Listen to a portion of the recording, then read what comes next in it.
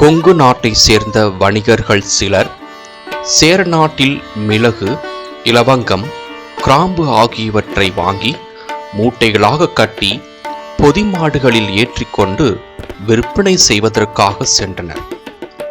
வழியில் குருந்தமலை அடிவாரத்தில் ஒரு நாள் இரவு தங்கினர்.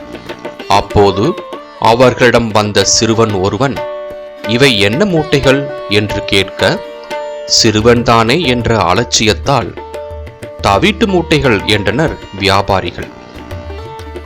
மறுநாள் அவர்கள் மூட்டைகளை பிரித்து பார்க்க அனைத்தும் தவிட்டு மூட்டைகளாகவே மாறியிருந்தன. அதிர்ச்சியடைந்த வியாபாரிகள் முருகனே சிறுவன் வடிவில் வந்தான் என்பதை உணர்ந்து குருந்தமலை மீது வீற்றிருந்த குமரனை வேண்டினர்.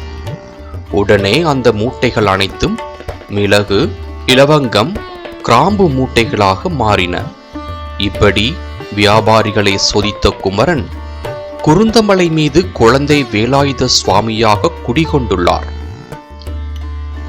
வடக்கு நோக்கியுள்ள ராஜகோபுரம் வழியே கோயிலில் நுழைந்தால் வலது பக்கம் கம்பீரமான விநாயகர் வீற்றிருக்கிறார்.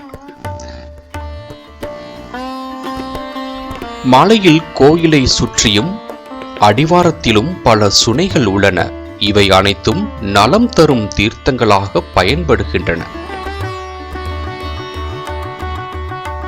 கோவை மாநகரில் இருந்து சுமார் 30 கிலோமீட்டர் தொலைவில் உள்ளது காரமடை.